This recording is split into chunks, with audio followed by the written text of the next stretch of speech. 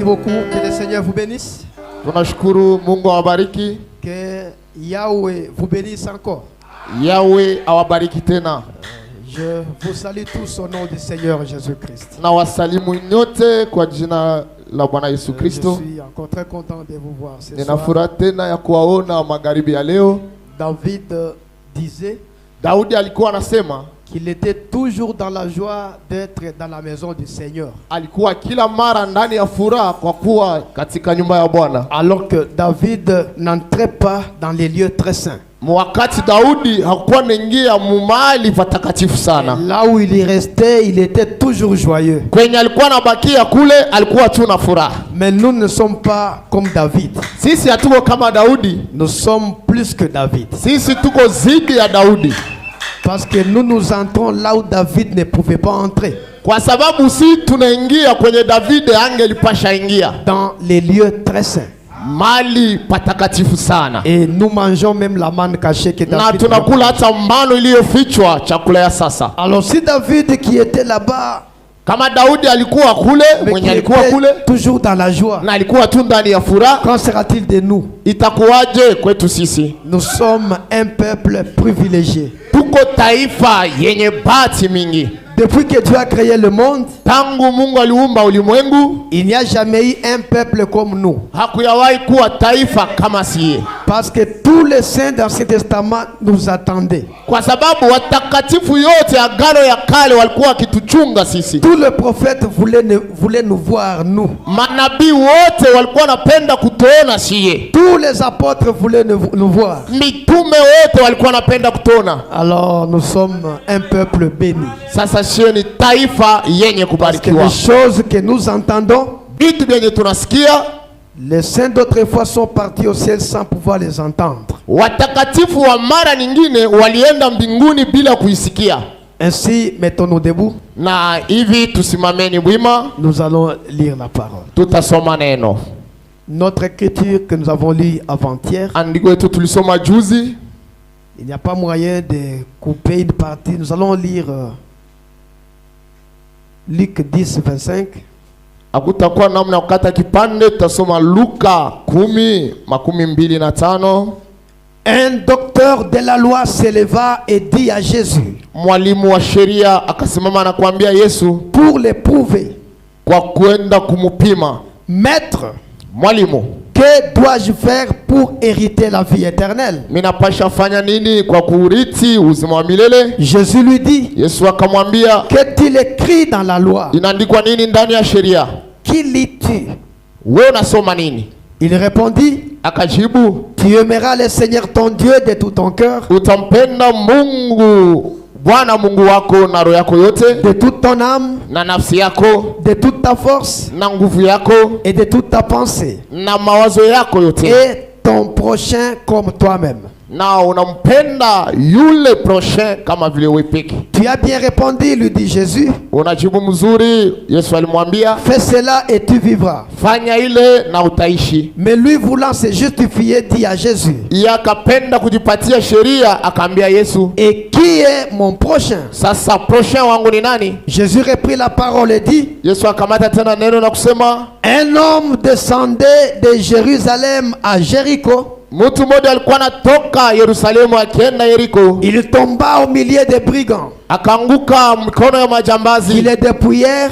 Wakamutosha kila kitu. Les chargèrent de coups. Wakampiga. Et s'en allèrent. Wakaenda. Le laissant à demi-mort. Wakimwacha karibu kifo pale. Un sacrificateur qui passait, qui par hasard descendait par le même chemin, mkoani mmoja ambaye alikuwa anapita kwa kuepuka tu akapita pale, ayant vu cet homme passa outre, akimwona huyo mtu akapita njia zake. Un lévite qui arriva aussi dans ces lieux, Mulawi naye pia akapita pale, l'ayant vu passa outre, akimwona akapita naye njia yake. Mais un samaritain, lakini Msamaria qui voyageait, ambaye alikuwa anasafiri, étant venu là, akuja pale, fut ému de compassion lorsqu'il le vit. Akapata huruma wakati alimuona.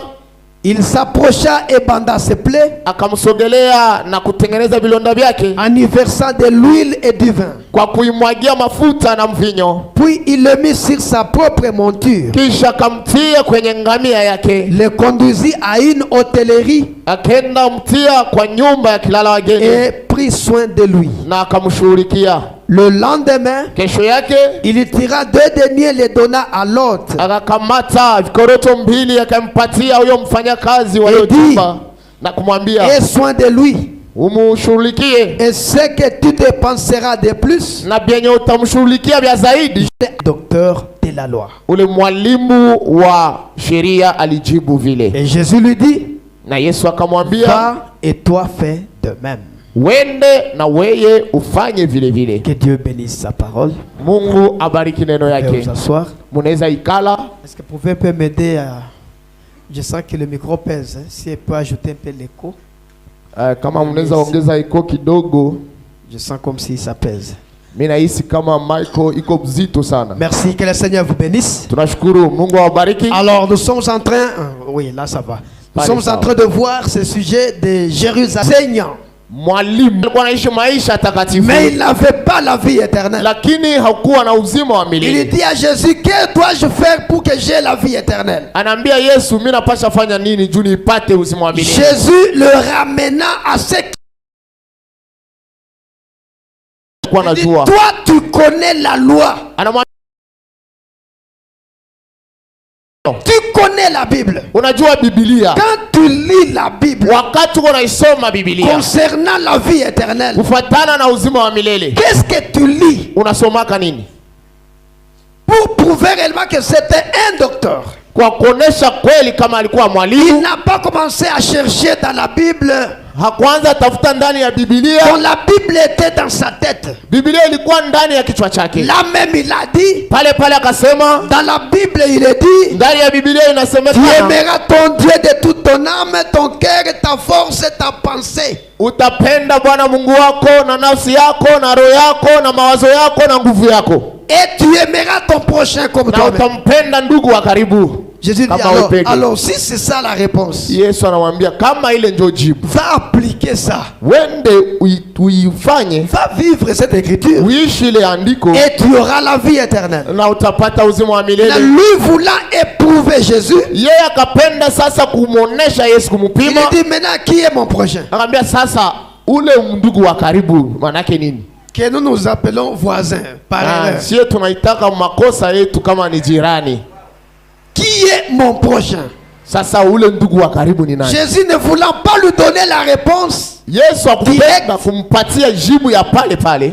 comme il prêchait en parabole, Sasa alikuwa anahubiri ndani ya il dit mafumbo. ok, je vais te raconter l'histoire, tu comprendras qui est le prochain. Akasema hapa sasa natamhadisia hadithi yenye ataelewa kama ndugu wa karibu ni nani. Il y avait un homme, un juif, Kulikuwa mtu ambaye alikuwa Myahudi qui voyageait. ambaye alikuwa anasafiri. Il quittait Jérusalem Alikuwa anatoka Yerusalemu pour aller à Jéricho. kwa kuelekea Yeriko. Il descendait Alikuwa anashuka de Jérusalem toka Yerusalemu, il descendait à Jéricho. alikuwa anashuka Yeriko.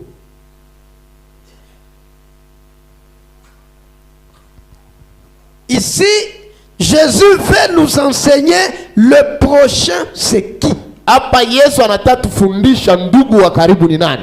La question est celle-ci, qui est mon prochain? Swali ama ulizo ni huyu ndugu wa karibu ni nani? Maintenant il dit un homme qui voyageait, il quittait Jérusalem vers Jéricho. Sasa anasema mtu alikuwa anatoka Yerusalemu anasafiri kwenda Yeriko. Avant d'arriver à Jéricho, Mbele ya kufika Yeriko, entre Jérusalem et Jéricho, katikati ya Yerusalemu na Yeriko, ici au milieu, hapo katikati il se croisa avec des brigands akakutana na majambazi, qui les frappèrent wakamupiga et les dépouillèrent. na wakamunyang'anya kila kitu. Pour dire que cet homme n'était pas main vide. Maana mkusema ule mtu hakukuwa mkono wazi. Quand la Bible dit les brigands les dépouillèrent, donc en quittant Jérusalem, il était il avait des choses qu'il transportait. Wakati Biblia inasema kama wale wajambazi walimtosha kila kitu, manake kwa kutoka Yerusalemu alikuwa na vitu vyenye alikuwa anabeba. Et ces choses-là qu'il avait, na ile vitu vyenye alikuwa navyo, il venait avec ça de Jérusalem. alikuwa anatoka navyo Yerusalemu. Des choses de Jérusalem. Vitu ya Yerusalemu. Ça peut être l'argent. Vinaweza kuwa pesa. Ça peut être des pierres précieuses. Vinaweza kuwa majiwe ya Ça samani. peut être des habits. Vinaweza kuwa manguo. Mais il avait des choses que les brigands avaient dépouillées. Lakini alikuwa na vitu yenye majambazi walimunyang'anya. Ils lui ont tout ravi. Wakamunyang'anya kila kitu. Ils échangèrent des coups. Na wakamupiga tena zaidi. Et le laissant à demi mort. Wakamwacha karibu kufa. Alors, comme il est resté étendu par terre, sasa alikuwa anabaki analala pale. Un lévite, Mulawi, d'abord un sacrificateur. Kwanza ilikuwa ni kuhani. Un sacrificateur, mkuhani, c'est un juif. Ni Myahudi. Me suivez très bien? Munanifata? Il voyageait aussi. Alikuwa naye nasafiri. Il trouva cet homme couché par terre à demi mort. Akakutana huyu mtu analala karibu kufa. Il le vit. Akamwona. Il n'avait plus de richesse. Ule mtu hakuwa tena na utajiri. Tout avait été pris par des brigands. Kila kitu walikuwa alishamubeba na msomba. Et quand le sacrificateur ou le prédicateur le vit, ule mhubiri ama kuhani akamwona, il passa à côté. Akapita njia yake et pembeni. le laissa là, akamwacha pale sans intervenir. bila hata kumshughulikia. Non assistance à la personne en danger. Bila kusaidia mtu mwenye anahitaji msaada ndani ya hatari. Et ça c'est une infraction. Na ile inakuwa ni kosa que nous appelons infracata. Yenye naita infracata. Alors, un lévite aussi. Mulawi naye pia. Toujours prédicateur. Yeye ni mhubiri tu. De la famille des prédicateurs. Ndani ya jamaa ya wahubiri. Il passa aussi par là. Naye pia kapita pale. Il trouva cet homme. Akakutana huyu mtu. Ulizo sasa ni hii. Mtu wa karibu yangu. Jésus veut nous enseigner le Paul. Njoo gisi anaenda pana hii fumbo. Troisièmement. Ya tatu. Il eut un Samaritain. Kukawa Msamaria. Un Samaritain. Msamaria naye n'est pas un juif. Yeye haiko Myahudi. Il n'est pas un homme des nations. Haiko mtu wa mataifa. Le Samaritain c'est entre juifs et nations. Msamaria yeko katikati ya Wayahudi na watu wa mataifa. Il relie les nations et les juifs. Yeye anakuwa katikati ya mataifa na Wayahudi. Il est comme Sephora, c'est-à-dire trait d'union. Yeye anakuwa kama Sephora, inakuwa kama ni mstari ya maunganisho. Alors que celui qui était tombé entre les mains des brigands n'était pas un Samaritain. Wakati yenye mwenye alianguka mikono ya majambazi ya kukuwa Msamaria. C'est un juif qui venait de Jérusalem. Ilikuwa ni Myahudi mwenye alikuwa anatoka Yerusalemu. Ses propres frères l'ont vu. Wandugu yake walimuona. Ne l'ont pas aidé. Lakini hawakumsaidia. Ses propres frères bandugu yake ne l'ont pas aidé. hawakumsaidia. Maintenant, celui-ci n'est pas son frère. Sasa huyu yeye haiko ndugu yake. Ce n'est pas un juif. Haiko Myahudi. Il n'est pas de sa tribu. Haiko wa kabila yake. Il n'est pas de sa province. Haiko hata wa muprovince yake. Il ne parle pas la même langue. Hawaongea hata lugha moja. Il ne les connaît même pas. Amujua hata kumujua. Lui aussi passa par le même chemin. Naye pia kapita mwa ile njia. Il trouva cet homme dans cette même condition. Akakutana ule mtu mwa ile hali kama na La ile. Bible dit il descendit de son chameau, si c'était un chameau. Biblia inasema anashuka kungamia yake. Il eut compassion. Akasikia huruma. Et il commença à les soigner. Kisha akaanza mtunza. Comme il marchait avec deux choses, l'huile et le vin. Sawa gisa alikuwa anatembea na vitu mbili, mafuta na mvinyo. Parce que ces deux choses doivent nous accompagner partout. Kwa sababu hivi vitu mbili inapaswa tusindikiza kila fasi. L'huile et le vin. Mafuta na mvinyo. Il fut sorti d'abord le vin akatosha kwanza mvinyo comme détergent. sawa vile ya kusafisha kutosha mikrobe Il a mkilonda. commencé à nettoyer les plaies avec le vin. Akaanza safisha kwanza kilonda na hiyo, Parce que dans le vin, il y a l'alcool. kwa sababu ndani ya mvinyo kuna pombe ndani. Il a nettoyé avec le vin. Akasukula na hiyo mvinyo, Il prit de l'huile, il mettait il mit sur le plaie. akakamata mafuta sasa akatia kwa ile kilonda, Il a bandé le plaie akaifunga, et il l'a mis sur sa monture. kisha akamutia kwenye ngamia yake, Et il partit avec kisha lui. wakaenda. Ils arrivèrent à l'hôtel. Wakafika sasa kuchumba kilala bageni, Il prit soin de lui. akamshughulikia. Comme lui voyageait, Sakisi yeye alikuwa na il safiri, appela l'autre qui était là. akaita ule mtumishi wa hiyo chumba, Il lui dit, ce malade que j'ai ramassé, akamwambia huyu mgonjwa mwenye nilokota prends soin de lui, moi je pars. umshughulikie, mimi naenda. Il fit sortir 2 deniers, Akakamata vikoroto mbili, 2 billets.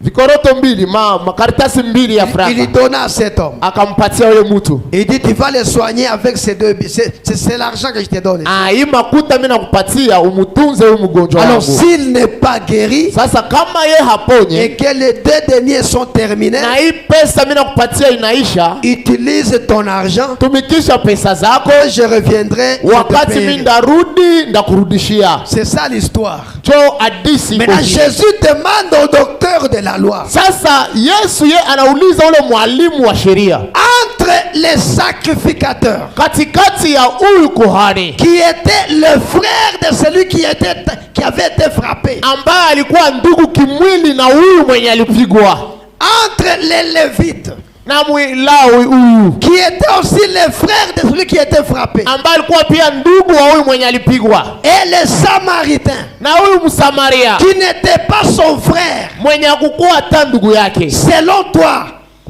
Weye parmi mkona yako, ces 3 personnes, qui est le prochain de celui-ci? mkona yako mwa batu tatu, ndugu wa karibu wa huyu mtu ni nani? Il dit, Akamwambia le prochain de cet homme-là, ndugu wa karibu wa huyu mtu ce n'est pas le sacrificateur qui est son frère dans la chair. haiko huyu kuhani ambaye ni ndugu yake ndani ya mwili. Le prochain de cet homme-là, Ndugu wa karibu wa huyu mtu ce n'est pas le Lévite qui est son propre frère dans la chair, haiko huyu Mlawi ambaye ni ndugu yake wa kweli ndani ya mwili, mais son prochain, lakini ndugu wa karibu c'est le yake Samaritain qui n'est pas son frère dans la chair. ni huyu Msamaria mwenye haiko ndugu yake ndani ya mwili. Comment est-il devenu son prochain alors qu'il n'est pas son frère dans la chair? Namna gani anakuwa ndugu yake wa karibu wakati yenye haiko ndugu yake ndani ya Il mwili? dit c'est parce qu'il a eu compassion. Anasema ni wakati anamusikilia huruma. Donc ton prochain, c'est celui qui a compassion de toi. Maana yake ndugu wa karibu ni mtu mwenye anakusikiliaka huruma, Même si tu n'as pas de travail, hata kama hauna kazi, tu n'as pas d'argent, hauna pesa, mais il peut t'aider. lakini yeye anaweza Il kusaidia, peut prendre soin de toi. anaweza kushughulikia, Il a compassion, iko na huruma bien que tu n'as rien. hata jinsi hauna kitu. Je me posais cette question. Nilikuwa najiuliza Si ces sacrificateurs kama huyu kuhani trouvaient cet homme qui était frappé ici, anakutana huyu mtu mwenye alipigwa pale, et à côté de lui, il y avait de l'or, na pembeni yake kunakuwa dhahabu, est-ce qu'il pouvait passer? je, angelipita? Mais comme il était déjà dépouillé, Sasa jinsi yeye alikuwa alishanyang'anyiwa kila kitu, c'est un frère chômeur, manake ni ndugu mwenye anakosa kazi, un frère sans ni argent. ndugu mwenye hana franga, Et le prédicateur n'a pas eu compassion parce que celui-là n'avait rien. na ule mhubiri akupata huruma ya ule ndugu kwa sababu hakukuwa na kitu. Mais un bon samaritain, Lakini ule Msamaria même mwema, si le frère n'a rien, hata kama ndugu hana kitu, il va le secourir. atamsaidia. Ce qui le lie, Yenye inamfunga naye ce n'est pas l'argent, haiko pesa, mais c'est l'alliance. lakini ni agano. Amen. Et voilà le prochain. Na angalia sasa, ndio ndugu wa karibu. Maintenant, nous avons vu ceci. Sasa tuliona hivi, Vous voyez que Jérusalem est en haut. Munaona kama Yerusalemu iko juu Et Jéricho est en bas. na Yeriko iko chini. Branham dit comme cet homme quittait Jérusalem et descendait vers Jéricho, Branham anasema jinsi huyu mtu alikuwa anatoka Yerusalemu na iko nashuka il Yeriko, était en train de rétrograder. alikuwa anarudi nyuma. Parce qu'un enfant de Dieu ne descend pas, mais un enfant de Dieu monte. Kwa sababu mtoto wa Mungu ye hashukake, lakini mtoto wa Mungu anapandaka njoo. Branham dit que Jérusalem est en haut, Branham anasema Yerusalemu iko yulu, mais Jéricho est en bas. lakini Yeriko ayo iko chini. Il était en train de rétrograder. Ye alikuwa anarudi nyuma. Branham dit Jéricho c'est la dénomination. Branham anasema Yeriko ni sehemu.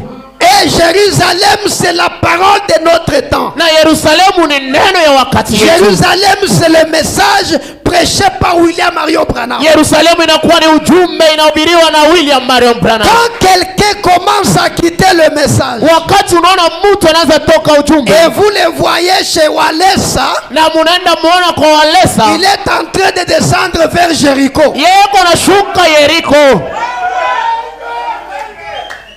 Que Dieu vous bénisse. Mungu awabariki. De Jérusalem Toka à Yerusalemu Jéricho. kwendea Yeriko, Du message toka ujumbe à la dénomination. kwendea madhehebu. Comme déjà tu quittes Jérusalem, Sawa kisi wewe unatoka tu Yerusalemu, es en train de partir vers Jéricho. uko naenda Yeriko. Et Branham dit, Branham dès anakuambia que vous arrivez à Jéricho, wakati unafika Yeriko, Jéricho c'est la route vers l'enfer. Yeriko ni njia inaenda kuzimu. La dénomination, Zebu c'est la route vers l'enfer. inakuwa ni njia ya kwenda kuzimu. Il quitte la pure parole Anatoka neno safi vers les citernes crevassées. kwendea mashimu zenye zinajaa maji. Quelqu'un peut dire amen. Mtu mmoja anaweza sema amina. Alors cet homme était un frère rétrograde. Huyu mtu alikuwa ndugu ambaye anarudi nyuma. Comme il avait dans sa pensée l'idée de rétrograder, Sasa alikuwa mafikiri yake alikuwa anawaza kurudia nyuma. avant même d'arriver à Jéricho, Mbele ya afike Yeriko, entre Jérusalem et Jéricho, katikati ya Yerusalemu na Yeriko, c'est ici au milieu qu'il s'est croisé avec des brigands. ni hapo katikati ndio anakutanana sasa na Les majambazi. brigands n'étaient pas à Jéricho. Majambazi wakuwa Yeriko. Les brigands étaient entre Jéricho et Jérusalem. Majambazi walikuwa katikati ya Yerusalemu na Et Yeriko. ils lui ont donné des coups. Wakamupiga, Ils lui ont ravi tout ce qu'il avait. wakamnyang'anya kila kitu alikuwa nacho. Pourquoi? Kwa nini? Il était en train de rétrograder. Yeye alikuwa anarudi nyuma. Et nous avons lu avec vous, frère Branham. Na tulisoma pamoja ndugu Branham. Frère Branham définit rétrograder, ça signifie quoi? Ndugu Branham anaenda kuchambua hii kurudi nyuma inamaanisha nini.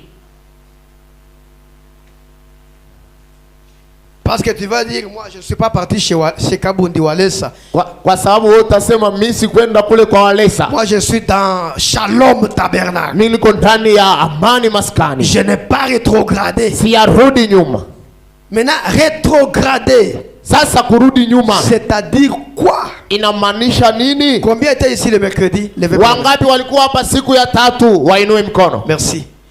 Et combien n'étaient pas ici? Na wangapi hawakuwa hapa Mercredi. siku ya tatu? Wainue mkono. Aïe, aïe, aïe, aïe. Donc si je passe directement ici, vous n'allez pas saisir quelque chose. Kama mimi napita hapa amutashika kitu. Alors je reprends la citation.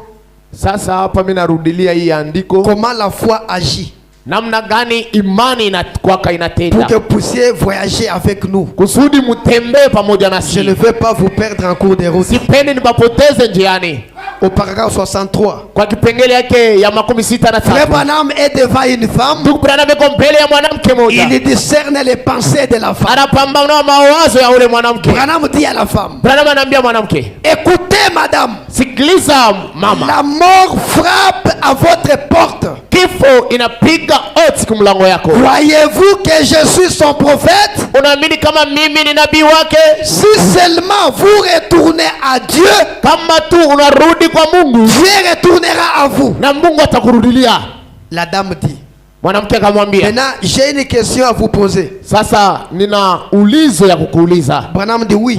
Branham anasema ndio, uliza. La dame parle à frère Branham. Sasa mama akaanza muuliza ndugu Branham. Branham dit c'est vrai, madame. Branham anamwambia ndio. Ce que je veux dire est vrai. Bien mimi napenda sema ni vya kweli. Écoutez, Sikiliza. rétrograder Kurudi nyuma ne veut pas dire haipende kusema que vous êtes allé quelque part avec un homme. haipende kusema kama mulienda fasi fulani na mwanaume. Hapana. Rétrograder ne veut pas dire Kurudi nyuma que tu as haimanishe commis adultère. kama ulifanya zina. Ce n'est pas ça rétrograder. Haiko ile ndio kurudi nyuma. Ça c'est tomber. Ile ni kuanguka. Rétrograder Kurudi nyuma ne veut pas dire haimanishe que tu as fumé ou tu as volé. kama uliiba ama ulivuta sigara. Non. Hapana. Je suis un peu calviniste. Hein? Mie niko Wa neema. wa manema. Vous voyez? Non, non. Pas du type radical, mais je suis calviniste. Niko wa manema, hapana wa msimamo misingi kabisa. Écoutez maintenant. Sikiliza. Vous êtes né de nouveau. Wewe unazaliwa upya. Ici, c'est une femme née de nouveau, mais qui a rétrogradé. Hapa ni mwanamke mwenye alikuwa anazaliwa upya lakini anarudi nyuma. Vous êtes né de nouveau, Unazaliwa upya mais vous avez rétrogradé lakini ulirudi nyuma en vous détournant de votre vocation divine. kwa kwenda kugeuzia mgongo ama kuacha wito yako ya kiungu. Vous avez une vocation. Uko na wito, Vous avez un rôle à jouer. uko na kazi unapasha fanya. Vous avez un travail à Uko na accomplir. kazi ya kufanya. Vous avez une mission que Dieu vous a confiée. Uko na kazi yenye Mungu alikupatia. Mais vous vous êtes détourné de cette mission-là. Lakini uliacha hiyo kazi. Tu ne fais pas ce que Dieu t'avait demandé de faire. Aufanye vyenye Mungu alikuambiaka ufanye. C'est ça rétrograder. Ile ndio kurudia nyuma Selon la bouche autorisée. kufatana na kinywa yenye naruhusiwa. Rétrograder ne signifie pas commettre adultère. Kurudi nyuma haimaanishi kufanya zina. Mais rétrograder, c'est quand Dieu vous a appelé pour faire certaines choses et toi tu ne les fais plus. Lakini kurudi nyuma inakuwa ni wakati Mungu alikuita kwa kufanya kitu fulani lakini wewe hauifanye. Branham dit, n'est-ce pas juste? Branham anasema haiko vile. Et vous auriez dû aller faire quelque chose, Ungaipasha enda fanya kitu fulani mais vous avez eu l'impression que vous n'étiez pas capable de le faire. lakini wewe ukajisikia kama haukukuwa na uwezo ya kuifanya. C'est ça rétrograder. Ile ndio kurudia nyuma. C'est toi qui devrais faire cela. Ni wewe ndio ulipasha fanya Mais ile toi tu kitu. as dit, je suis incapable, je ne peux pas. Lakini ukajambia tu wewe kama mimi siwezi, sitaweza. Dès que tu dis ça, tu es un rétrograde. Wakati tu unasema vile, wewe unakuwa mrudi nyuma. Même si tu ne fumes pas, Hata kama uvute même sigara, si tu ne bois pas, hata kama ukunywe mvinyo, même si tu y mènes une bonne vie, hata kama unaishi maisha mais mazuri, si tu te détournes de ta vocation divine, lakini wakati unageuzia mgongo hiyo wito yako ce ya que ukiungu, Dieu t'a demandé de faire, yenye Mungu alikuambia ufanye et tu ne le fais plus, na hauifanye, tu es appelé rétrograde. wewe unaitwa murudi nyuma. Si Dieu t'a appelé pour prêcher, Kama Mungu alikuita uhubiri et tu ne prêches plus, na hahubiri parce que quelqu'un t'a chopé, kwa sababu mtu fulani aliweza kukwaza, parce que hier tu n'as pas mangé, kwa sababu jana haukukula, parce que tu as connu des difficultés au travail, kwa sababu ulipata mashida mkazi, parce que le pasteur t'a chopé, kwa sababu mchungaji alikukwaza, parce que le pasteur ne t'a pas donné la dîme des dîmes, kwa sababu mchungaji hakupatia moja ya 10 ya mamoja ya et tu 10 dis yake, je ne prêcherai plus. Na unasema mimi sitahubiriaka tena. Tu t'es détourné de ta vocation divine. Uliacha wito yako ya kiungu. Même si tu viens à l'église chaque jour, hata kama unakuja kanisani kila siku, tu es appelé rétrograde. Unaitwa murudi nyuma.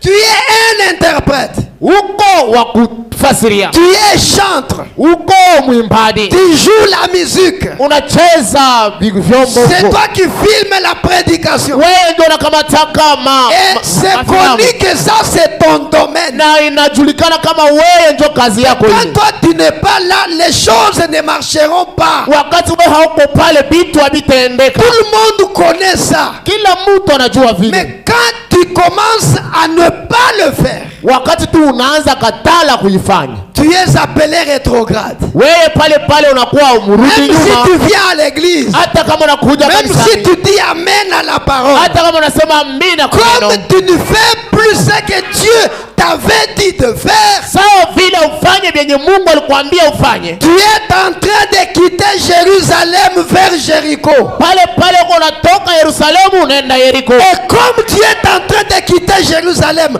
vers Jéricho, na kisu unatoka Yerusalemu kwenda Jericho, attends-toi avant d'arriver à Jéricho. Il y a des visiteurs qui t'attendent ici. Il y a des bandits qui vont t'attendre ici. Et leur travail, c'est de te dépouiller. Tout ce que tu avais ici à Jérusalem. Ici tu avais la joie du salut. Mais dès que tu rétrogrades, le diable vient d'abord récupérer la joie du salut. Il te dépouille. Voilà pourquoi tu es dans l'église. Tu n'es plus joyeux comme tu l'étais auparavant. Même ton visage prouve que tu n'es pas joyeux. Et tout le monde constate que le frère ici, il a changé. Il n'était pas comme ça. Tu disais amen avec joie. Tu sautais avec joie. Tu chantais avec joie. Mais à un certain moment, on a commencé à constater une froideur qui s'est installée. Nous qui connaissons de Jérusalem à Jéricho, même si nous ne te posons pas de questions, nous comprenons que le frère n'est plus à Jérusalem. Il est en route vers Jéricho, qui est la route vers l'enfer. Quelqu'un peut dire amen. Amen. Les bandits vont te dépouiller la joie du salut. Le zèle de l'évangile que tu avais, on ne voit plus. Parce qu'auparavant, même sous la pluie, tu allais à l'église sans véhicule, sans moto, à pied. Tu allais à l'église. Où est parti les ailes que tu avais? Les brigands t'ont dépouillé parce que tu as quitté Jérusalem.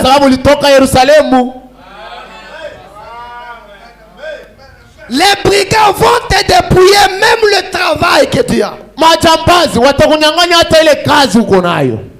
Ils vont te dépouiller l'argent que tu as. Ils vont te dépouiller même ton mariage. Ils ont tout dépouillé. Il est resté main vide. Pourquoi? Kwa nini? Il avait quitté Jérusalem. Alitoka Yerusalemu anaendea Yeriko. Il avait rétrogradé. Alirudi nyuma. Il ne faisait plus ce qu'il devait faire. Hakukuwa anafanya vyenye alipasha fanya. C'est ce qu'on appelle rétrograder. Ile ndio inaitiwa kurudi nyuma. Est-ce qu'il n'y a pas de rétrograde ici? Hakuna benye banarudi nyuma hapa. Parce que nous on pensait, même moi. Kwa sababu tulikuwa nawaza hata zibi. Toutes ces années. Miaka yote. Moi je pensais qu'un rétrograde. Nilikuwa nawaza na mie kama c'est quelqu'un qui ne vient plus à l'église. Ni mtu mwenye kuyayo tena ukanisa. Et quand on les voit, tu vois les frères ici. Wakati unamwona, unaona ndugu. Il a rétrogradé. Alisharudi nyuma. Il venait au shalom. Alikuwa anakuja kwa shalom. Mais il a rétrogradé. Hapa anaanza baki kunyumba la rudi nyuma. Mais dans la nouvelle définition du rétrograde, sasa kuile kuelewa mafasirio ya kisasa ya kurudi nyuma. Quelqu'un peut venir à l'église chaque jour. Tunaona kama kuna mtu anaweza kuja kanisani kila siku. C'est un rétrograde. Lakini pamoja na ile kiwa mrudi nyuma. Amen. Pourquoi? Parce qu'il ne fait pas ce que Dieu lui avait dit de faire. Kwa sababu yeye hafanye vyenye Mungu alimwambiaka akona fanya. Je prends la démonologie. Mina kamata mapepo. Domaine religieux. Somo ya mapepo hali ya kijini. Au point 83. Kwa nukta yake ya 83. Tuko pamoja. Considérez Abraham. Mwangalia Ibrahimu. Cet homme était là. Huyo mtu alikuwa pale. Il était allé là-bas. Alienda kule. Et Dieu lui avait donné le pays de la Palestine. Na Mungu alimpatia nchi ya Palestine. Et lui avait dit de ne pas le quitter. Na alimwambia asitoke ile nchi.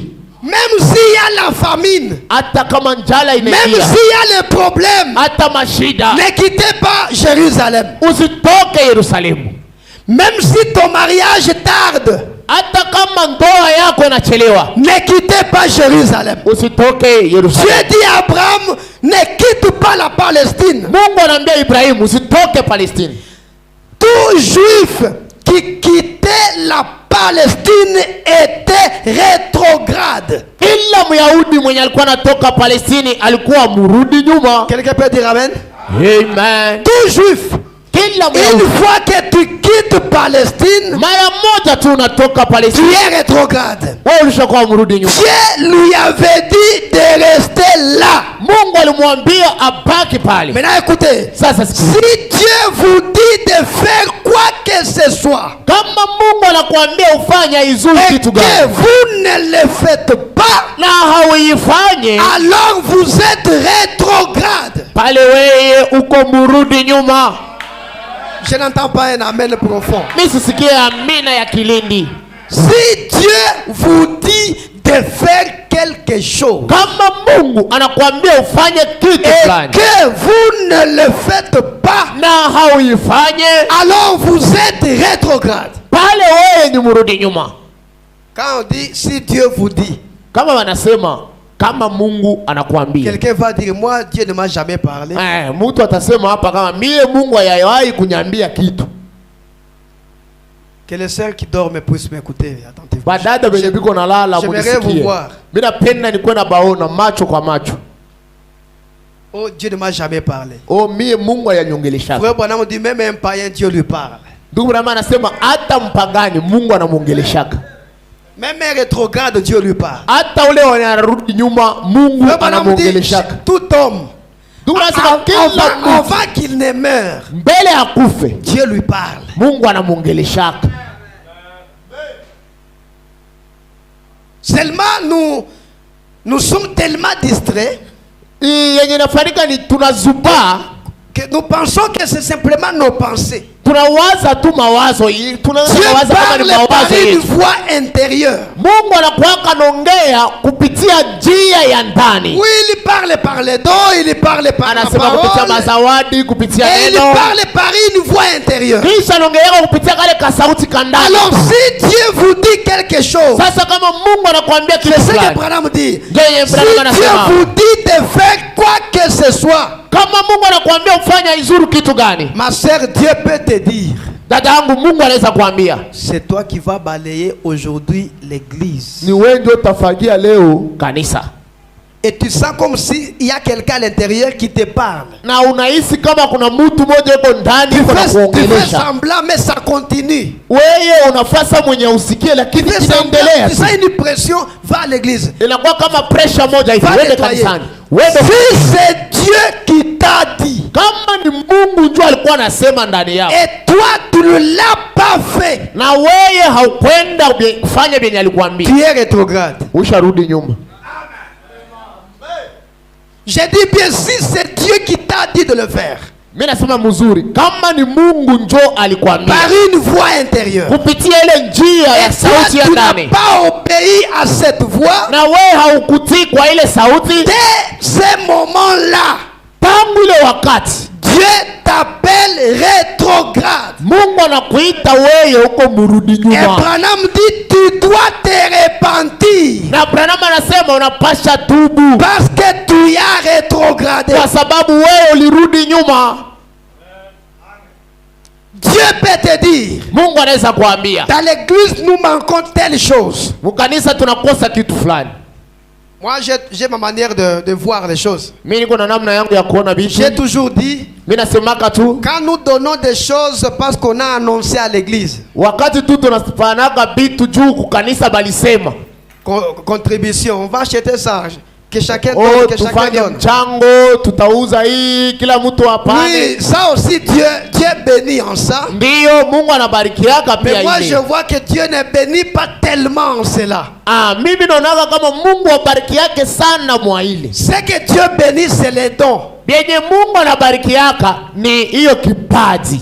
Donc quelque chose que tu fais par révélation. Kitu fulani yenye unafaa kupitia ufunuo ya kipekee. La voix te dit de faire quelque chose. Sauti inakuambia ufanye kitu fulani. Et tu obéis à cette voix. Na unatii kwa ile sauti. Et tu le fais. Unaifanya. Là il y a une bénédiction particulière. Pale kuko baraka ya kipekee. Mais quand c'est une contribution. Lakini kama inakuwa ni mchango. Ce n'est pas par ta volonté. Haiko mkupenda yako.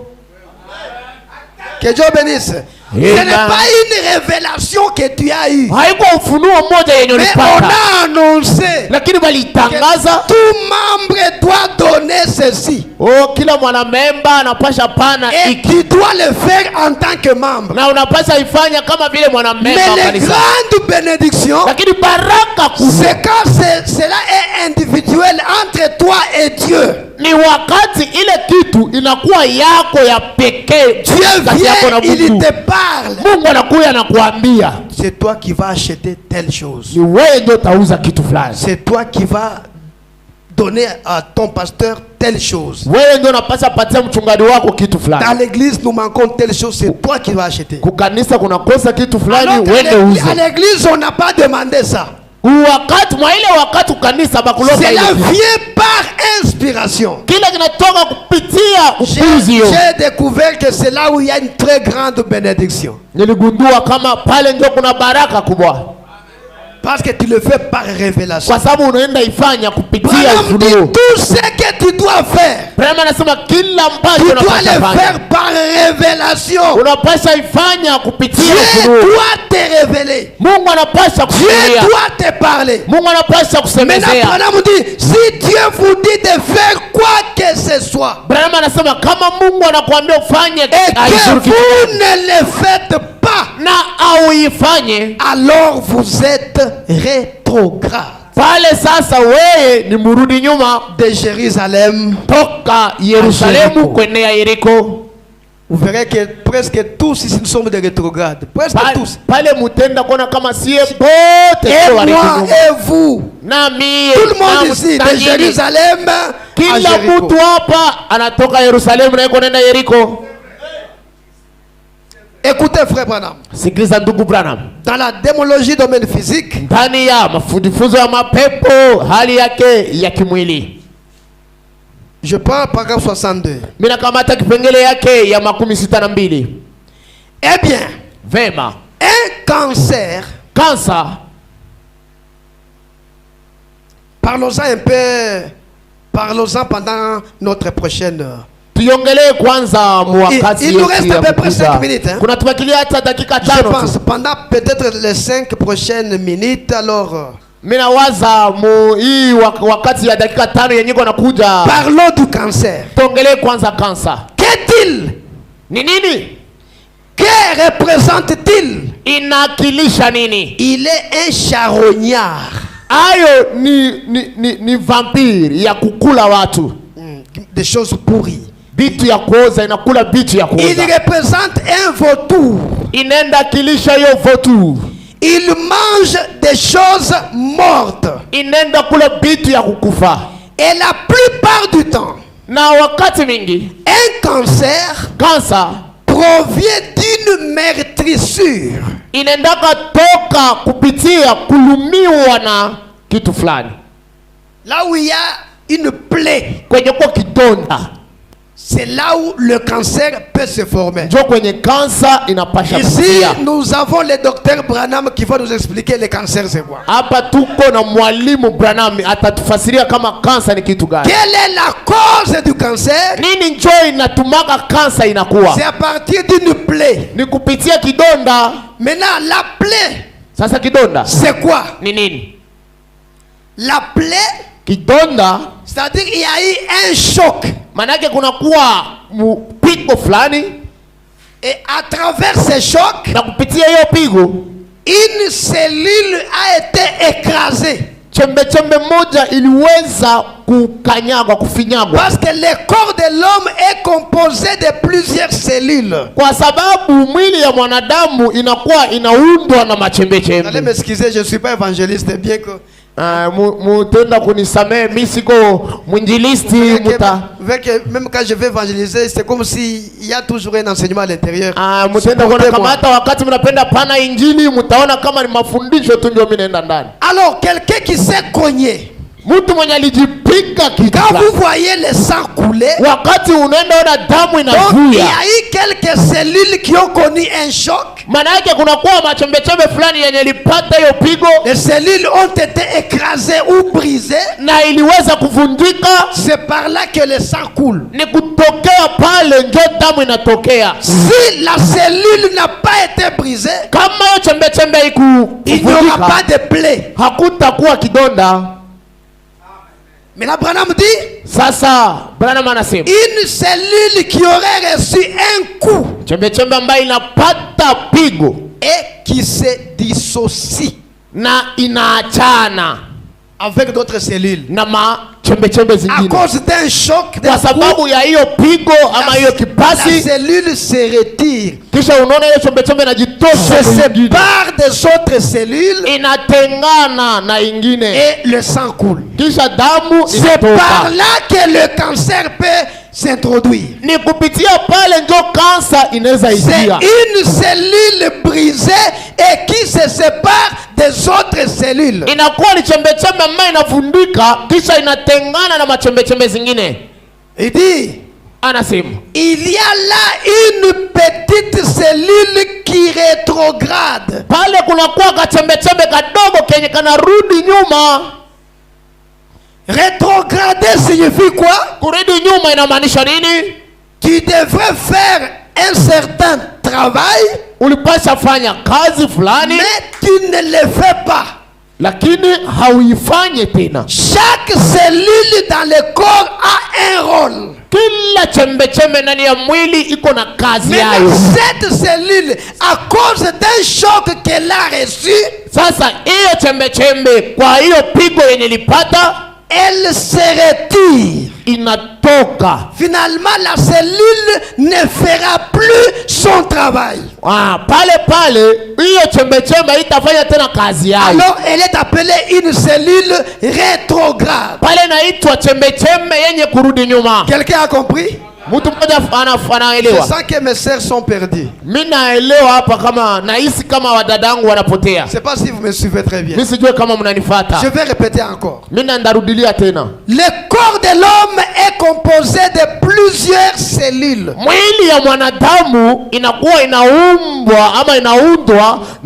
C'est l'ensemble des cellules. Et chaque cellule a un rôle dans le corps de l'homme. Iko na kazi ndani ya mwili ya mtu. Maintenant quand tu marches à pied, sasa wakati unatembea na miguu tu te cognes, unajikonga, unakwala, Tu vois, le sang coule. Le sang que tu vois là, ça vient d'une cellule brisée. Donc, tu te connais, la cellule a connu un choc. La cellule s'est retirée et le sang coule. Et comme cette cellule s'est retirée, elle ne peut plus jouer son rôle qu'elle jouait dans le corps.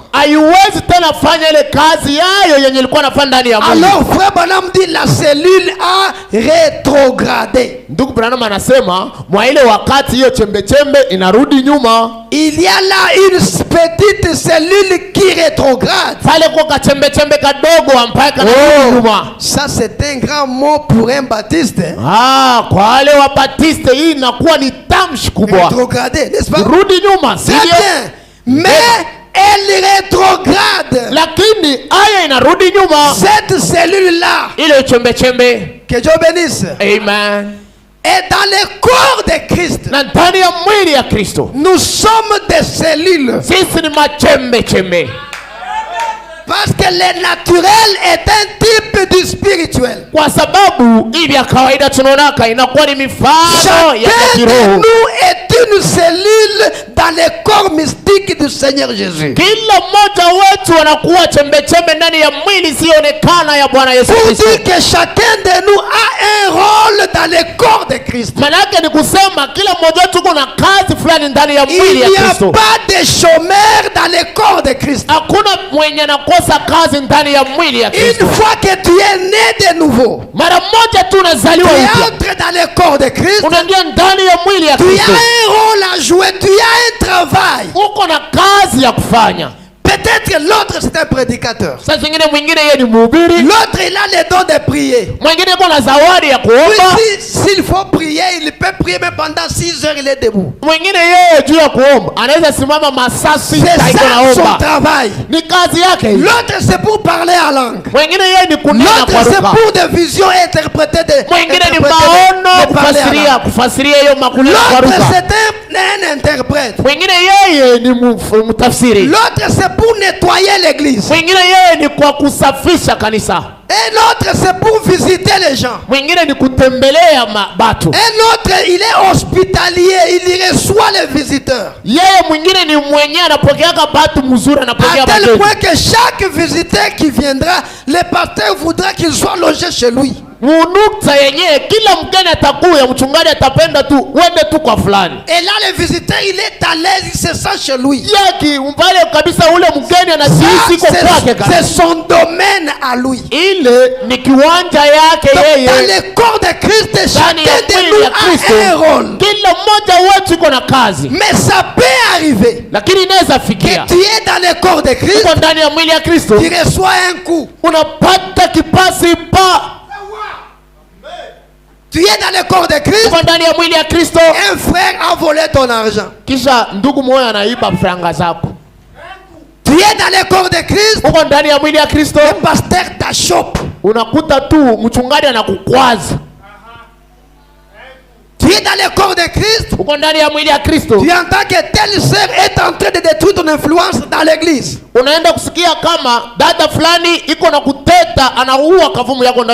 C'est un coup. Et si ce coup frappe la cellule, ça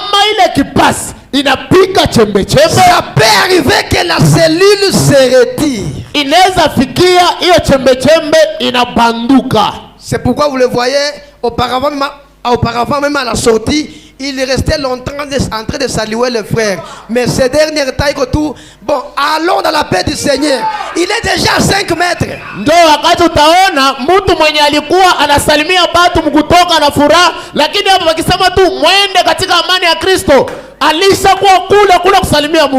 Si vous regardez bien, il a reçu un coup. Il y a un problème qui lui est arrivé.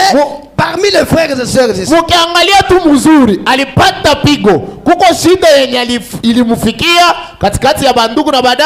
la cellule se retire des autres cellules. Et la cellule ne fera plus son travail. haitafanya tena kazi yayo. Voilà pourquoi si c'est un interprète, ndio utaona kama yeye ni mtafsiri, il va commencer à venir à l'église juste après, quand la prédication a déjà commencé, il évite d'interpréter.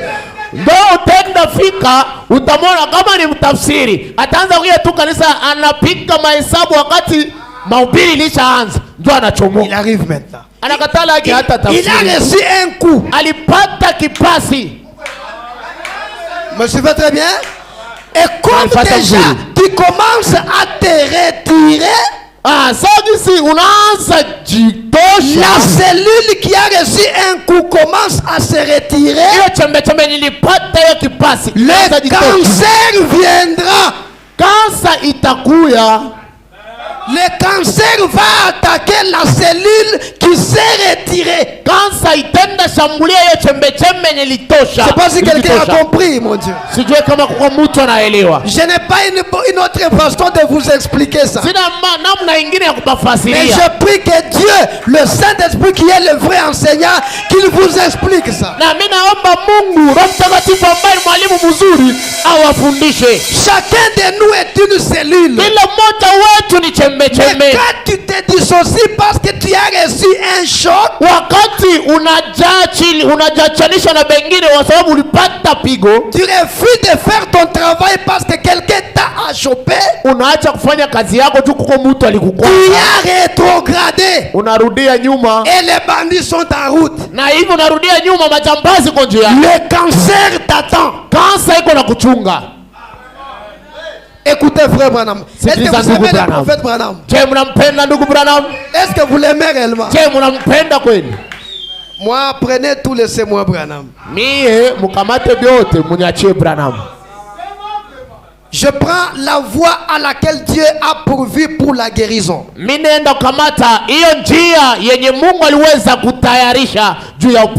Prêchez le 19 juillet 54. Au paragraphe 49 à 50. Maintenant écoutez très bien. Très bien. Remarquez ici. Maintenant, nous voyons d'où vous venez. Kila mtu hapa alizaliwa na baba na mama. Chacun de nous ici a été né par un père et une mère. Votre père et votre mère se sont mariés. Baba yako na mama yako balioana. Au travers d'une sainte union, kupitia muungano takatifu, ils ont promis à Dieu qu'ils allaient vivre ensemble. Wakaahidi Mungu kama wataishi pamoja. Et ainsi de suite. Na kadhalika. Au travers du lien sacré du mariage. Kupitia hiyo muungano takatifu ya ndoa. Et ensuite, na kisha, par les polans, ils ont engendré des enfants. Kwa kwenda kuishi wakenda zaa watoto. Allez, multipliez-vous, remplissez la terre. C'était le plan de Dieu. Et c'est de là que vous êtes venus. Mais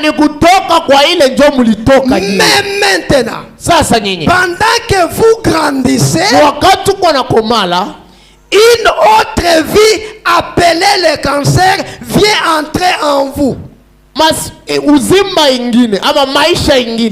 Yenye naitwa kansa inakuya ingia ndani yako. Maintenant, d'où vient-il? Sasa inatoka wapi? Il n'était pas là au départ. Haikukuwa pale kwa mwanzo. Tu n'es pas né avec le cancer. Au kuzaliwa na kansa. Mais il y est maintenant. Sasa inakuwa pale. Qu'est-il donc arrivé? Sasa nini ndio ilifikia? Bon. Vema. Dans le domaine naturel, un cancer serait un charognard. Une bise qui mange des choses mortes. Un cancer provient d'une contusion.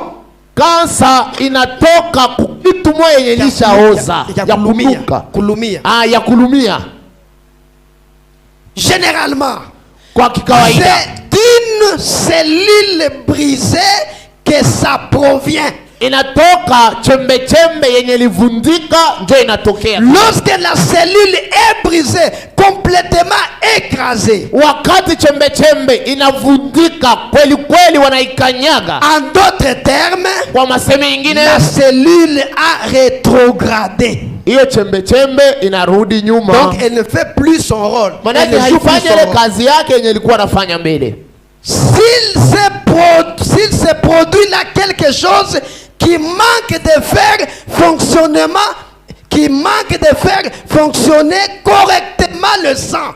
Kama kuna kosa kitu fulani pale yenye inashindwa ama haitumikishe gisi lipasha tumikisha damu, et par là, na pale Satan, Shetani, l'auteur de la mort, ambaye ni mwanzilishi wa kifo, puisque Dieu est l'auteur de la vie, kwa sababu Mungu ndio mwanzilishi wa uzima, et Satan l'auteur de la mort, na Shetani ni mwanzilishi wa kifo, introduit un démon là-dedans. Anaenda ingiza sasa pepo moja pale ndani. Dans quoi? Dans la cellule rétrograde, la cellule brisée. Ndani ya nini? Ndani ya hiyo chembe yenye inarudi nyuma, ni chembe yenye inavunjika. Satan. Pepo yenye inaitwa Shetani. Un démon appelé un diable. Appelé diable, un démon. Pepo yenye inaitwa Shetani. Appelé cancer. Inaitwa cancer. Cancer, ce n'est pas ça son nom. Cancer haiko ile ndio jina yake. C'est la médecine qui appelle cela cancer. Ni kiunganga ndio inaita hiyo cancer. Le mot cancer vient du mot crabe. Hiyo cancer inatoka kwa tamshi crabe. Crabe, hein? Crabe. Comment vous appelez ici comment? Munaita namna gani? Inakuwa kama mapondo. Mapondo inakuwa kama kiura. Avec des pieds. Inakuwa kama kiura moja hivi. Na meno mbili. Iko sapince hivi. Nkala, voilà. Nkala. C'est ça crabe. Crabe, c'est-à-dire cancer. Ni cancer. Il a la forme du cancer. Manake iko na ile maumbile umbo ya hiyo cancer. Parce que le crabe, il peut marcher, il peut aller à gauche. Kwa sababu il peut aller à droite, il peut reculer. Donc quand le cancer entre, il se propage. Ile lipondo inaweza enda kushoto, inaweza enda kuume, inaweza enda mbele, inaenda nyuma. Le mot cancer vient du mot crabe. Hiyo cancer inatoka kwa hiyo tamshi. Et ensuite, crabe. Cela signifie qu'il possède des pattes. Na ile inamaanisha yenye iko na migulu mingi qui se propage. Na inaenda na tembea. Et c'est comme d'autres maladies. Na ni kama vile magonjwa zingine. On les désigne par des termes médicaux. Wanaendaga ifasiria matamshi za kiganga. Ensuite, ce petit cancer pénètre là. Kisha hiyo makansa, hii kansa kidogo inaingia humo ndani. Tout d'abord, c'est un esprit. Kwanza ni roho. Ensuite, cela pénètre dans une cellule rétrograde. Inaenda ingia ndani ya chembe yenye narudi nyuma. Est-ce que vous comprenez? Je mnaelewa? Toi mon frère, sœur rétrograde. Wewe dadangu na ndugu yangu wenye narudi nyuma. Le cancer va entrer. Kansa itaingia. Ou une cellule brisée. Ama chembe inavunjika. Ou une cellule qui ne fonctionne pas correctement. Ama chembe yenye haitumike gisi lipasha. C'est ça rétrogradé. Ile ndio kurudi nyuma. C'est un frère qui ne fonctionne pas correctement. Ni ndugu mwenye hatumike gisi alipasha tumika. Qui ne sert plus Dieu correctement. Hatumikie Mungu gisi alikuwa anatumika. Anapasha. Après Branham dit, oh, kisha hapa ndugu Branham anasema, j'aurais voulu prêcher l'évangile maintenant pendant 5 minutes. Ningelipenda nihubiri injili sasa wakati la dakika 5. Ici l'onction descend déjà. Hapa upako na shuka tayari. Prêcher l'évangile même 5 minutes. Ningelipenda nihubiri injili hata dakika 5. Si j'avais le temps. Kama ningelikuwa na wakati. Écoutez, c'est ce qui arrive dans l'église. Yenye nafikaka ndani ya kanisa. Donc dans l'église, il y a des cellules brisées. Manaka ndani ya kanisa kwa machembe ilishavundika. Et là où il y a le cancer. Pale ndio kuko cancer. Il dit lorsqu'on trouve quelqu'un. Anasema wakati unakuta mtu mkanisa qui ne travaille pas pour contribuer à la bonne marche de l'église. Oh my. Atumike kwa kusaidia mwendeleo ya kanisa. Quelqu'un qui a failli. Mtu mwenye alishindwa et qui s'est retiré, na anaenda kushikokota, qui est devenu indifférent, yeye anakuwa mwenye hashituke. c'est un cancer dans l'église. Anakuwa kansa ndani ya kanisa. Amen. Je vais entendre un amen. Amen. Je vais relire encore. C'est ce qui arrive dans l'église. Lorsqu'on trouve quelqu'un qui ne travaille pas pour contribuer à la bonne marche de l'église,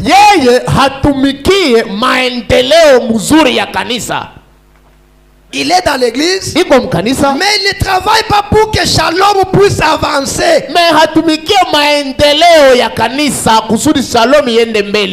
Il ne fait rien pour l'avancement de l'église. Voilà le frère cancer. Voilà la sœur cancer. Et pour arriver là, il a connu un choc. C'est un coup. Peut-être que ce frère-là donnait beaucoup. Mais à un certain moment, il a connu un problème. Et il s'est refroidi. Et comme il s'est refroidi, il s'est retiré. Le cancer va entrer. Quelqu'un qui ne travaille pas pour contribuer à la bonne marche de l'église. Quelqu'un qui a failli et qui s'est retiré. Dans l'histoire de l'église, là, lui n'est pas c'est comme s'il n'est plus dans l'église. Il s'est retiré. Quand il venait, il s'asseyait aux premières chaises ici. Mais on commence à remarquer, il commence à reculer lentement. Maintenant il est au fond. Voilà le cancer dans l'église. C'était une sœur, c'est elle qui balayait l'église.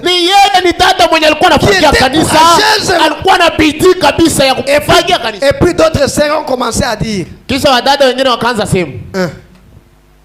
il ira au ciel à pied.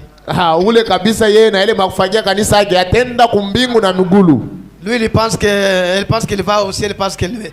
Et dès que la sœur a écouté ça, c'est un choc. Et elle se retire. Rétrograde.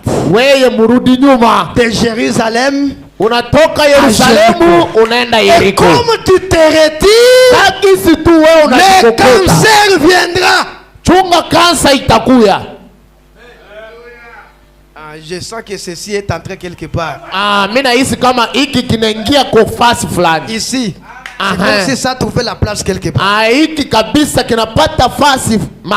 Qui s'est retiré.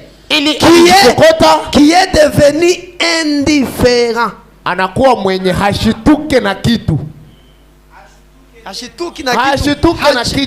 Même quand on dit non, nous avons deuil, le frère a perdu son fils, il n'ira même pas là. Indifférent.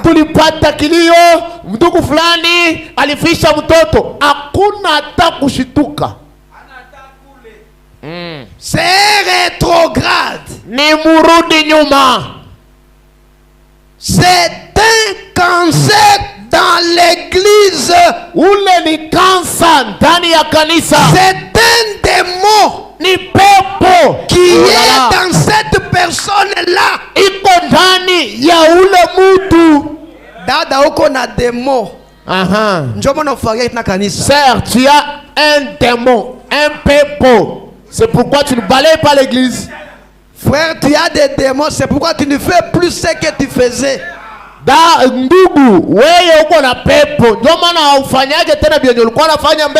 Tout celui qui ne fait plus ce qu'il faisait, il a un démon.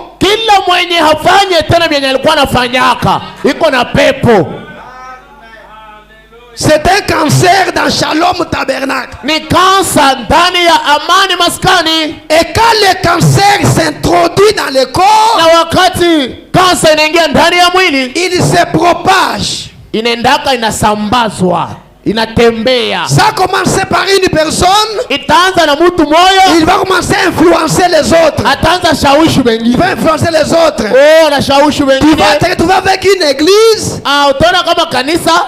Tu as une église. Uko na kanisa. Mais tout le monde ne fait plus rien. Manake uko na kanisa ya watu mingi, lakini hakuna mwenye anafanyaka kitu. Le pasteur devient lui-même interprète, mchungaji anakuwa yeye directeur des chants, lui-même huissier. Yeye peke anakuwa huissier diacre. Pourquoi le cancer s'est propagé? Juu ya nini? Kansa Ça a commencé par une seule personne. C'est pourquoi quand le cancer attrape le bras droit, pour protéger la personne, nous devons couper ce bras-là. Ndio kwa maana unaonaka banganga wakati tu kansa inakamata mkono ya kuume, kwa kukinga hii ya kushoto wanakataka hii ya kuume. Uko na mwacha atakuharibishia kanisa.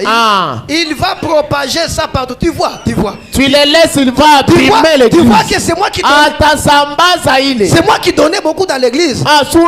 Unajua kama mimi ndio nilikuwa napanaka sana mkati. Tu sais pourquoi je ne donne plus? Sasa unajua nini sipanake tena? Je ne connais pas. Sijue. Acha ikala.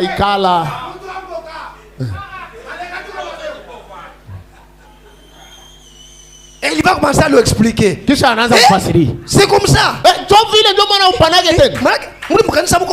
À l'église, moi je ne savais pas. Il y a des problèmes comme ça. Lui aussi commence à se retirer. L'autre se retire. Finalement, nous avons un corps cancéreux. Kwa mwisho tunakuwa na mwili yenye inayala kansa kuanzia kukichwa mpaka église de rétrograde. Kanisa ya warudi nyuma. Même quand on va commencer à chanter, il n'y a même pas là. Parce que quelqu'un qui a le cancer n'a pas la joie. Kwa sababu mtu mwenye iko na kansa hana furaha.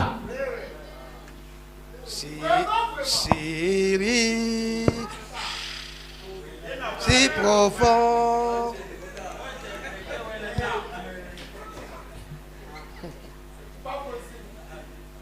Cancer lisha ingia paka kumizizi. Manake le cancer est entré jusque dans le plus profond des racines. C'est un démon qui est dans cette personne-là. C'est vrai. Et cela rend toute l'église malade à cause de cela. La meilleure chose à faire, c'est de pratiquer une opération spirituelle.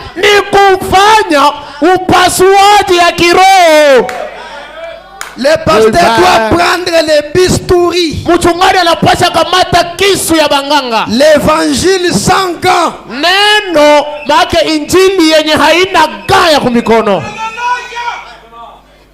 Ne portez plus les gants. Enlève les gants. Frappe très fort. Si c'est le commérage, frappe très fort. Que Dieu vous bénisse. Voilà ce qui détruit nos églises. C'est des cellules brisées qui se retirent. Qui se retirent. Je prends la dernière citation. Quelles sont les œuvres de Dieu? Je pense c'est ça. Excusez-moi, je termine. Matendo ya Mungu ni gani? Minawaza njo ile. Utanisame kwa ile. Quelles sont les œuvres de Dieu? Matendo ya Mungu ni gani? Paragraphe 14. Kipengele ya 14. Vous êtes avec moi? Tuko pamoja?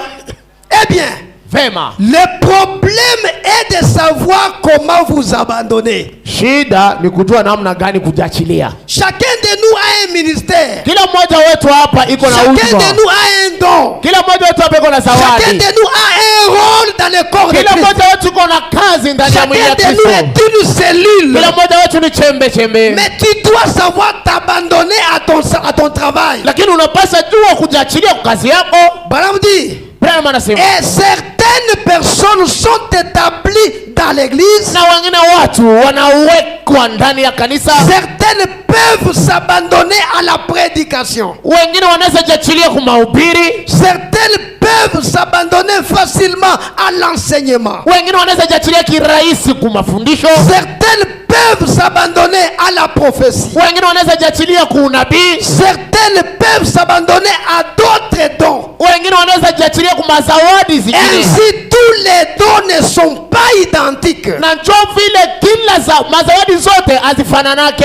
ne l'était pas en ce temps-là. Paul dit qu'il ne l'était pas. Mais tout homme, écoutez, tout homme est appelé et placé dans l'église dans un but. Kila mtu aliitwa na akatiliwa ndani ya kanisa mshabaha moja. Quelqu'un peut dire amen?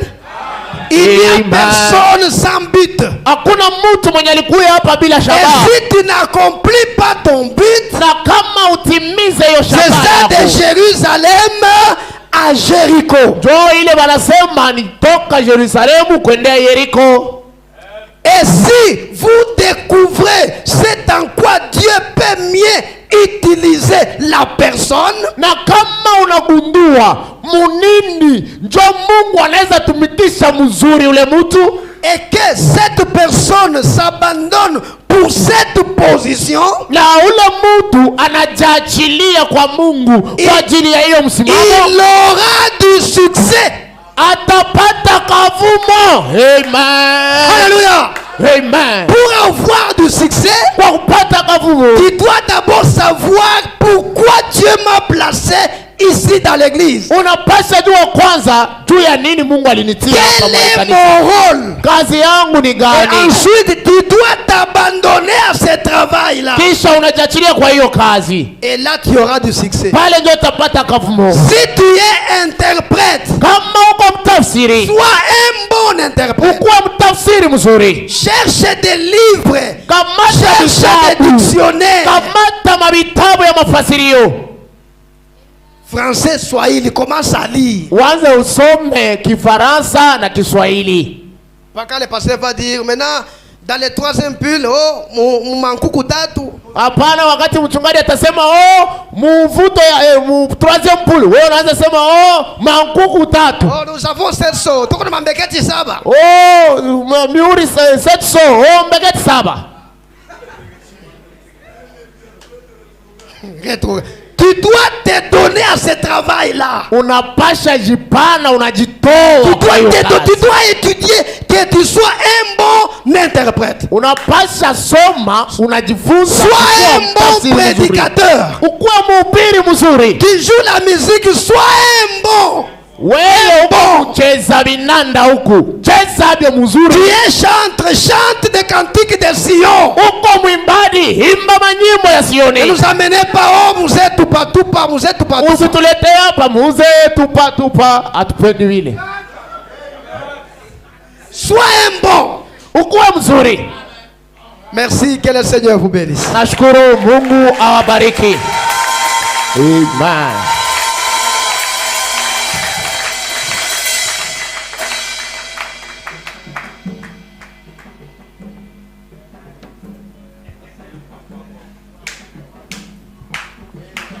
Que le Seigneur vous bénisse. Nous nous tenons debout dans sa présence. Je ne vois pas ce qu'il faut ajouter. Le message a été très clair et très direct. Et chacun de nous est conscient combien nous sommes des rétrogrades. Chacun de nous a un ministère. Ne dis pas que moi Dieu ne me parle pas. Il te parle par ce que Frère Branham a déjà dit. Il te parle des fois par des songes, peut-être par des visions, peut-être par une voix intérieure, peut-être par une voix audible. Dieu n'a pas de problème. Sa parole n'a pas de problème. C'est nous qui avons des problèmes. Alors, ce soir, rappelle-toi que tu as un ministère. Peut-être ce n'est pas prêché, mais ça peut être interprété. Ça peut être joué, les instruments. Ça peut être filmé à l'église. Ça peut être dire amen à la parole. Parce qu'il y a certaines personnes, quand ils disent amen, le prédicateur sent l'onction descendre sur lui. Peut-être tu peux être celui qui balaye l'église. Moi je l'ai déjà remarqué. Il y a certaines sœurs, quand ils balayent ici, tu entres, tu trouves c'est comme si. Mais quand d'autres balayent, tu trouves que chaque chose est propre, c'est bien. Njisha kuyonaka kubadada pengine wakati anafiakia bintu bikupa mu desordre, mwingine akifiakia unaona kitu na kitu kipafashaki. Et beaucoup de sœurs ont rétrogradé parce qu'ils ont eu des mariages. Badada mingi bashorudia nyuma ndio bashopata mandoa. Des rétrogrades. Barudi nyuma. Il y a déjà un cancer. Kuko kansa mule ndani. Et on nous a dit qu'il faut faire l'opération. On coupe les bras qui a les problèmes là. Et toi aussi n'attendez pas que le pasteur vienne couper les bras. Toi-même va à l'hôpital. Si tu trouves que celui-ci c'est un cancer, toi-même fais quoi?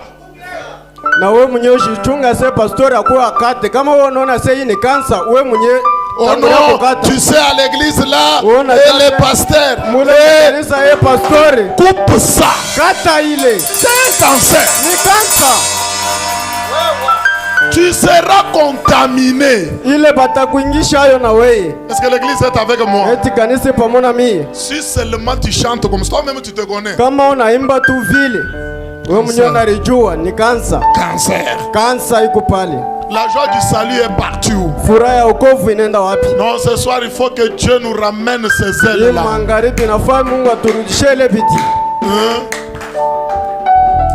Tu peux être un grand soutien pour ce ministère. Peut-être tu n'as pas ceci, tu ne chantes pas bien. Toi, tu dois soutenir par ton argent. Tu ne le fais pas. Tu dois soutenir l'église par ta présence. Les offrandes et les dîmes. Tu ne les fais pas correctement. Frère, ce message n'a pas laissé une seule couche sans être touché. Chacun de nous est rétrograde. D'une manière ou d'une autre. Maintenant la question. Ça va continuer comme ça? Ou bien ça doit s'arrêter? Parce que si tu continues, avant que tu atteignes Jéricho, les visiteurs, ils vont venir ravir tout ce que tu as eu à Jérusalem. Le peu d'argent que Dieu t'a donné. Et le prédicateur a même dit, même le mariage. Tu t'es marié dans Jérusalem. Comme tu rétrogrades, on récupère la femme. On récupère les frères. Maintenant, comme toi, on a récupéré parce qu'il y avait déjà les cancers. Nous, on va faire quoi?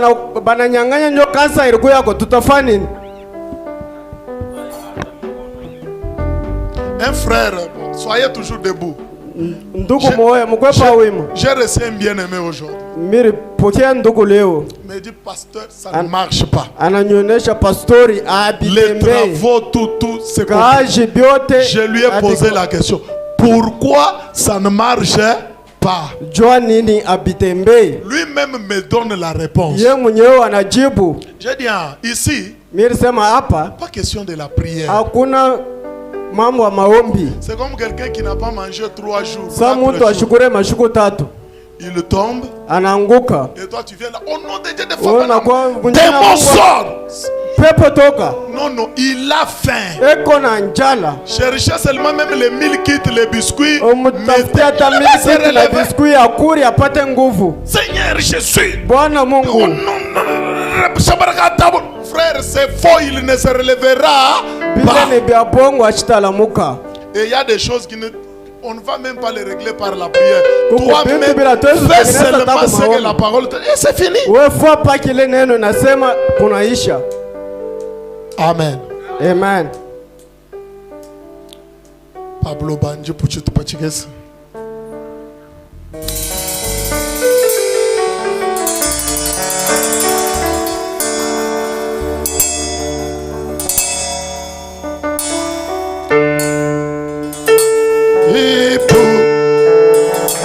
Tito Chikesi Mwenye Mwena Wendu Babu Ulo Kituku Jikwabu Nempingana Kwetu Neshalago Tendele Obulele lange kuteke Ewe nzambi wani Ondingi ndila Abyanyi Ngwatisha Adebe Suani ni oso Matangisha Kudi Wewe teye Menuta Obulele lande Ege mena Wewe nzambi